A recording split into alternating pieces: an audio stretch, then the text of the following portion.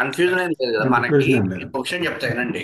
మనం నిద్రపోతుంటాం కదా, జాగ్రత్త అవస్థ, స్వప్నావస్థ, సుషుప్తి అని మూడు అవస్థలు ఉంటాయి. జాగ్రత్త అవస్థ మొత్తం ఎనర్జీని ఖర్చు చేస్తాం.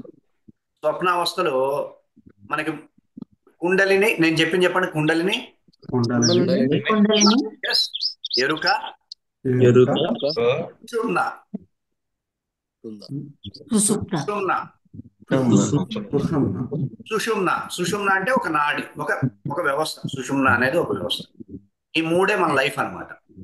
ఎప్పుడైతే ఈ కుండలిని శక్తి సుషుమ్నతో కనెక్ట్ అవుతూ కాన్షియస్ తో కూడా కనెక్ట్ అయింది అనుకున్నప్పుడు మనం జాగ్రత్త అవస్థలో ఉంటాం. అర్థమైనా? ఇప్పుడు మనం జాగ్రత్త అవస్థలో ఉన్నామంటే సుషుమ్న పనిచేస్తుంది, కుండలిని సంచారం చేస్తుంది, కాన్షియస్ కూడా కనెక్ట్ అయింది కాబట్టి మనం జాగ్రత్త అవస్థలో ఉన్నాం. ఈ కాన్షియస్ తీసేసామనుకోండి, కాన్షియస్ లేదనుకోండి, కుండలిని సుషుమ్న రెండే ఉంటాయి, స్వప్నావస్థలో ఉంటాం. సుషుమ్న కూడా ఇన్యాక్టివ్ మోడ్ లో వెళ్ళి కేవలం కుండలిని మాత్రమే ఉందనుకోండి, అప్పుడు సుషుప్తి అవస్థ ఉంటుంది. ఎప్పుడైతే కుండలిని మాత్రమే ఉంటుందో అప్పుడు ఈ సుషుమ్న అనే నాడిలోకి సహస్రారం నుండి సహస్రార అనేటటువంటి ఒక ఎనర్జీ ట్రావెల్ అవుతుంది. అది 12 నిమిషాల పాటు ఉంటుంది. అది 12 నిమిషాలే ఉంటుంది. మీరు మొత్తం నిద్రలో 12 నిమిషాల సమయమే నిద్ర సమయం. కరెక్ట్ గా ఈ 12 నిమిషాలు గట్టిగా మంచి డీప్ స్లీప్ లో ఉన్నారంటే మంచి నిద్రపోయినట్టు. మీరు ఎన్ని గంటలు నిద్రపోయినా ఈ 12 నిమిషాల సమయం లేదనుకోండి, ఆ నిద్రలో సుషుప్తి లేదనుకోండి, వేస్ట్. ఈ ఎనర్జీ, ఈ సహస్రార శక్తిని చెప్పండి, ఏం శక్తి? సహస్రార సహస్రార శక్తి. శక్తి. ఈ సహస్రార సహస్రార శక్తి. శక్తి మూలాధార శక్తి కేంద్రం ఏం చేస్తుంది? దీన్నే ప్రాణశక్తిగా కన్వర్ట్ చేస్తుంది. మనకి ఎంత స్థాయిలో ఖర్చు చేస్తున్నాం అనేది ఆల్రెడీ మెమరీలో ఉంటుంది కాబట్టి, ఇప్పుడు 16 దళాల ఎనర్జీ ఖర్చు చేస్తున్నాడా, 12 దళాల ఎనర్జీ, 10 దళాలే ఖర్చు చేస్తున్నాడా అనేది ఆల్రెడీ మెమరీలో ఉంటుంది కాబట్టి, ఆ మెమరీ ప్రకారం ప్రాణశక్తిని పుట్టించి షెడ్యూల్ చేసి షేర్ చేస్తుంది. అర్థమైందా? ఇది కాన్సెప్ట్. అందుకే నిద్ర అనేది చాలా కీలకం. మంచిగా 9, 9:30 కల్లా మంచిగా నిద్రపోతే చక్కగా 12, 12:30, 1 గంట, 2 ఈ మధ్యలో ఈ కార్యక్రమం నడుస్తుంది మంచిగా. అప్పుడు చక్కగా 3 గంటలకే మీకు మెలకువ వస్తుంది. 3 to 4:30 వరకు మూలాధారం యాక్టివ్ గా ఉంటుంది. 4:30 నుండి 4:45, 4:30 నుండి 4:40 ఈ మధ్యలో ప్రాణశక్తి పుడుతుంది. పుట్టే వ్యవస్థ ప్రాణశక్తి పుడుతుంది కాబట్టి దీన్ని బ్రహ్మ ముహూర్తం అంటారు. ఏ టైం గురుగారు? ఆ? 4:40. అంటారా? ఏ టైం?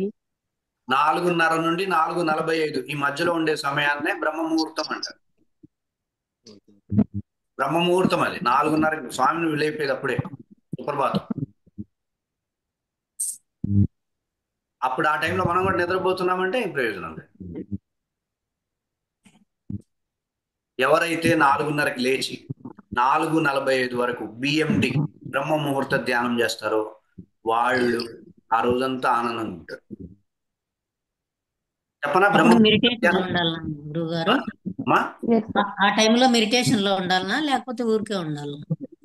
బ్రహ్మ ముహూర్త ధ్యానం అని 18 రకాల ధ్యాన ప్రక్రియల్లో the best meditation practice BMD బ్రహ్మ ముహూర్త ధ్యానం అంటారు. 4:30కి 4:45 లోపు చేయాలి ఈ ధ్యానాన్ని. ధ్యానం ఇన్ని సెకండ్లు చేయాలి, ఇన్ని నిమిషాలు చేయాలని పెట్టుకోకూడదు. అర్థమవుతుంది? ఎంతవరకు ధ్యానంలో ఉండగలమో అంత, 1 సెకండ్లో ఉండగలమో, 2 సెకండ్లు ఉండగలమో అంతసేపు ఉండి రిలీజ్ చేయాలి. నేను నేర్పించమంటే నేర్పిస్తాను. నేర్పించండి. నేర్పించండి బ్రహ్మ గురుగారు. ముహూర్త ధ్యానం ఎవరెవరు నేర్చుకోవాలనుకుంటున్నారు? నేను నేర్చుకోవాలి. నేర్పించినా నేర్పించద్దా? నేర్పించండి సార్. ఓకే. నేర్చుకుంటాం. ఈ బ్యాచ్ వాళ్ళకి స్పెషల్ గా ఉంటుంది. Okay, thank you sir. Thank you గురువు. గురూజీ. 10 నిమిషాల సుమారు 10 సెకండ్లు 10 చేసి నిమిషాలు ఎంతసేపు ఉంటుంది? మీరు టైం పెట్టుకోకండి, 10 సెకండ్లు అయినా పర్వాలేదు. అర్థమైంది? చాలా మందికి ధ్యానం అంటే ఏదో ఆషామాషి ఆట అనుకుంటున్నారు. గంటలు గంటలు చేస్తే పిచ్చెక్కి పిచ్చి హాస్పిటల్కి వెళ్తారు. ఏమనుకుంటారు ధ్యానం అంటే? ధ్యానం ఎన్నో సోపానం యోగాలో. యమ, నియమ, ఆసన, ప్రాణాయామ, ప్రత్యాహార, ధారణ ఇన్ని దాటిన తర్వాత వస్తుంది ధ్యానం. ధ్యానం ఇన్ని గంటలు చేయాలి అనుకున్నారు అంటే మాత్రం మీరు త్వరలో హాస్పిటల్కి వెళ్తారు, మెంటల్ హాస్పిటల్కి.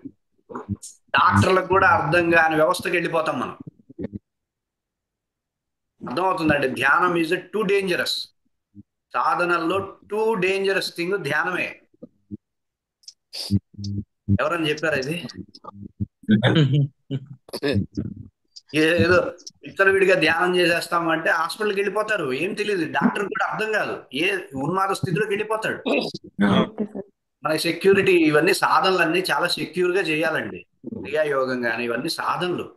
ఈ సాధనలు మన లైఫ్ మీద ఇంపాక్ట్ చూపిస్తాయి. అందుకే ప్రశ్నించండి, ప్రశ్న వేయండి, మీరు డౌట్లు ఏం లేకుండా అడగండి, చక్కగా సాధన నేర్చుకోండి అనేది. అందుకే అర్థమవుతుందా మీకు? ఎలా పడితే అలా కూర్చొని గంటల గంటలు మెడిటేషన్ చేయండి అంటే అది ఏమన్నా ధర్మం ఉంది అసలు? అది వాడి స్థాయి ఏంది, వాడి ఏంది? వాడు కూర్చుంటాడు, ఆలోచనలు వస్తూ ఉంటాయి, ఇమాజినేషన్స్ కలుగుతూ ఉంటాయి, వాటిలోనే ఉంటే ఏమవుతాడు? పిచ్చోడు. వాటిని నియంత్రించగలగడం మానవుడికి సాధ్యం అవుతుందా? మామూలు వ్యక్తులకు సాధ్యం అవుతుందా? గంట సేపు 2 గంటలు నాకు తెలిసి ఋషులే చేయి. విశ్వామిత్రుడు, వశిష్ఠుడు లాంటి వాళ్ళే ధ్యానాలు చేసింది లేదు నాకు తెలిసి. గంటలు ధ్యానాలు చేసిన వ్యవస్థే లేదు.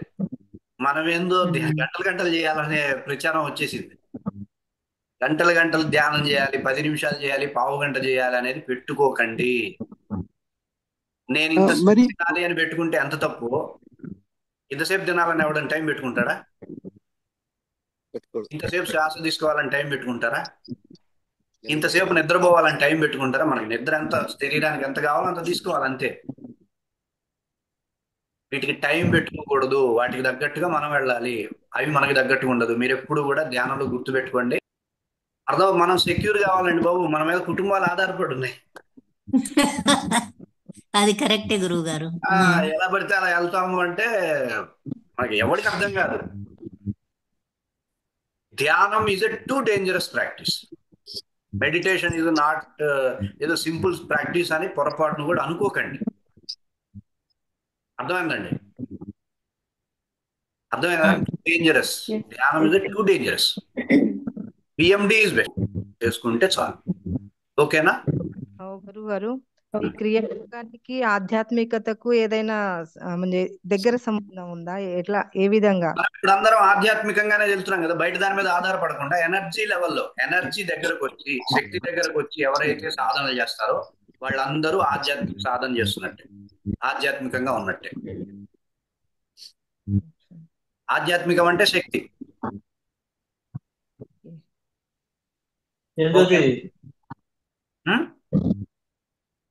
అంటే ఈ పూజలు గాని మళ్ళీ ఈ పూజలు ఆధ్యాత్మికం కాదండి. పూజలు, పుచ్చిపోయిన పూజలు, తీర్థయాత్రలకు వెళ్ళడం, దేవుడి దండం పెట్టేసి నేను ఆధ్యాత్మికం అనడం, ఇది అసలు ఆధ్యాత్మికమా? ఇంత మాత్రం ఆధ్యాత్మికమా?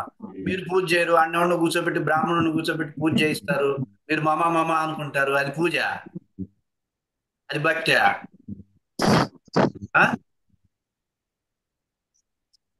ఇదేం నాటకం దేవుడి దగ్గర?